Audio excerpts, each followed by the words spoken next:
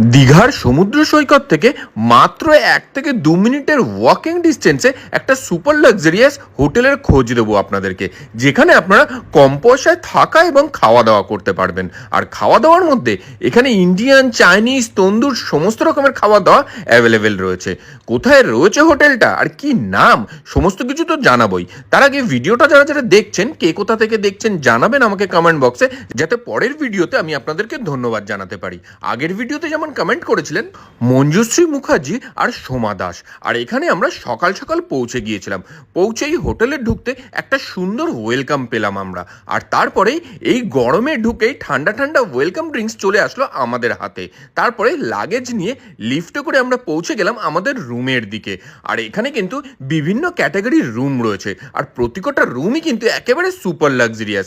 আমাদের রুমের ব্যালকনি থেকে এত সুন্দর একটা দৃশ্য আপনারা পেয়ে যাবেন। তার সঙ্গে রুমের ওয়াশরুমটাও যথেষ্ট স্পেসিয়াস এবং পয় পরিষ্কার। আর এখানে কিন্তু রুমের সঙ্গে কমপ্লিমেন্টারি ব্রেকফাস্টও আপনারা পেয়ে যাবেন, আর তার সঙ্গে রয়েছে সমস্ত রকমের মডার্ন অ্যামিনিটিস। আর এদের এই রুমটা দেখুন, এই রুম থেকে পর্দা সরিয়ে ব্যালকনিতে গেলে সমুদ্র ভ্রমণ হয়ে যাবে আপনাদেরকে। মানে বুঝতে পারছেন সি বিচ থেকে কতটা কাছে রয়েছে এই হোটেলটা। আর এখানে ফ্রি ওয়াইফাই থেকে আরম্ভ করে free car parking, multi cuisine restaurant রয়েছে সমস্ত কিছুই। আর এখানে গিয়ে রুমে চেক ইন করে একটু ফ্রেশ হয়ে আমরা চলে গেলাম এদের রেস্টুরেন্টের দিকে। সামনেই কিন্তু রয়েছে এদের এই রেস্টুরেন্টটা, যেটা একটা মাল্টি কুইজিন রেস্টুরেন্ট। আর এই রেস্টুরেন্টটা কিন্তু ওপেন টু অল, অর্থাৎ এই হোটেলে না থাকলেও আপনারা এই রেস্টুরেন্টে এসে খাওয়া দাওয়া করতে পারবেন। আর এখানে দুপুরে জমিয়ে প্রচুর রকমের আইটেম দিয়ে ভুরিভোজ সারলাম আমরা, যেখানে প্রথমেই ট্রাই করলাম গরম গরম ভাত, তার সঙ্গে লেবু, ডাল এবং ঝুরি আলু ভাজা। এই না হলে বাঙালির দুপুরের খাবার যেন শুরুই হয় না। আর এই বাঙালির কমফোর্ট ফুড দিয়ে খাওয়া দাওয়া শুরু করে নেক্সট আমরা চলে গেলাম আলু পোস্তর দিকে। এটা কিন্তু বাঙালির যেন একেবারে ঘুমের ওষুধ। আর এই আলু পোস্ত কিন্তু এইরকম গামাখা গামাখা আলু পোস্তই আমার সব থেকে বেশি ভালো লাগে। গরম গরম ভাতের সঙ্গে মেখে নিয়ে সোজা মুখে চালান করলাম। আর সমুদ্রে গেছি, সেখানে গিয়ে কাঁকড়া খাবো না সেটা তো হতেই পারে না। আর কাঁকড়ার সাইজটা দেখুন, এই বড় পেল্লাই সাইজের একটা কাঁকড়া দেওয়া হয়েছিল আমাদেরকে, যেটা খেতেই অনেকটা সময় চলে গেছে। আর তারপরে যেটা ট্রাই করলাম সেটা হচ্ছে চিংড়ি মাছের মালাইকারি। আর এই দিয়ে বেশ কিছুটা ভাত খেয়ে নিয়ে নেক্সট চলে গেলাম পমফ্রেটের দিকে। সর্ষে পোস্ত দিয়ে পমফ্রেটের ঝাল তৈরি করা হয়েছিল। আর এটা সাইজটা দেখেছেন, বিশাল বড় সাইজের একটা পমফ্রেট এখানে ছিল। আর তার সঙ্গে গ্রেভিটা দেখুন, ও হো, এই দেখেই যেন জিভে জল চলে আসছে।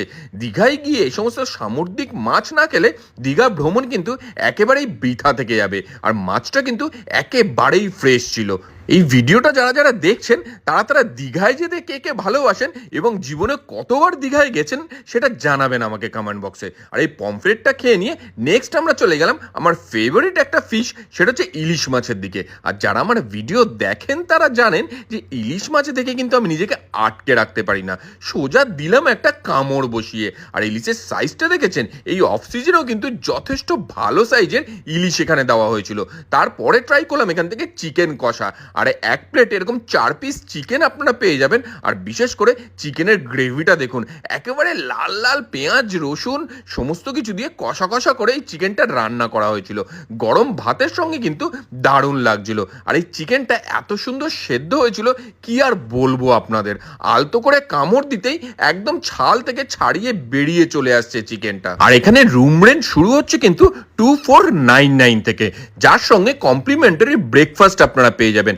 তাতেও আপনারা পেয়ে যাবেন প্রচুর রকমের অপশন। আর উইকডেজে কিন্তু এই রুম রেন্টের ওপরে প্রচুর ছাড় থাকে। আর এরপরে যেটা আমরা এখান থেকে ট্রাই করলাম সেটা হচ্ছে মাটন কষা। একদম রবিবারের দুপুরে যদি এরকম গরম গরম ভাত আর লাল লাল মাটন কষা হয় তাহলে কিন্তু কোনো কথাই নেই। আর এদের এই রেস্টুরেন্টের রান্না বান্নাগুলো কিন্তু খুবই ভালো। যারা যারা গেছেন এই হোটেল ময়ূরীতে কে কে থেকেছেন সেটা জানাবেন আমাকে কমেন্ট বক্সে। আর এটা রয়েছে কিন্তু দীঘা শনি মন্দিরের একদম গায়েই, যেটা সি বিচ থেকে একদম 1 থেকে 2 মিনিটের ওয়াকিং ডিস্টেন্সে রয়েছে। সুতরাং দেরি না করে ঝটপট কমেন্ট বক্সে ট্যাগ করে নিন আপনার সেই বন্ধুর গ্যাংকে যাকে নিয়ে নেক্সট আপনি দীঘায় যেতে চাইছেন। আর এই গোলাপ জামুনটা কি বলবো, এখনো মুখে লেগে রয়েছে। যারা যাবেন তাদেরকে বলবো এই মিষ্টিটা কিন্তু অবশ্যই করে ট্রাই করুন। আর দুপুরে এত পরিমাণে খাওয়া দাওয়া করে আমরা একটু হাঁটাচলা করতে চলে গেলাম সি বিচের দিকে। আর সি বিচে ভিড় দেখুন, একেবারে ভিড় ঠিক ঠিক করছে। আর এখন কিন্তু দীঘায় প্রচুর রকমের ওয়াটার স্পোর্টস হয়, সেগুলোও আপনারা একদম উপভোগ করতে পারবেন এই হোটেলে থাকলেই।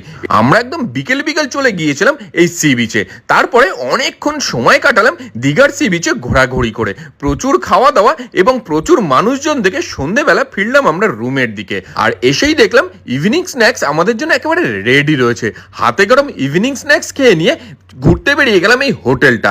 রাত্রিরের আলোয় কিন্তু হোটেলটা বেশ সুন্দর লাগে দেখতে, কি সুন্দরভাবে সাজানো গোছানো রয়েছে দেখেছেন প্রতিটা কোণা। রাত্রিবেলায় আলোর ঝলকানিতে একদম মায়াবী হয়ে ওঠে পুরো হোটেলটা। সেইগুলো দেখে নিয়ে আমরা আসলাম রুমের দিকে।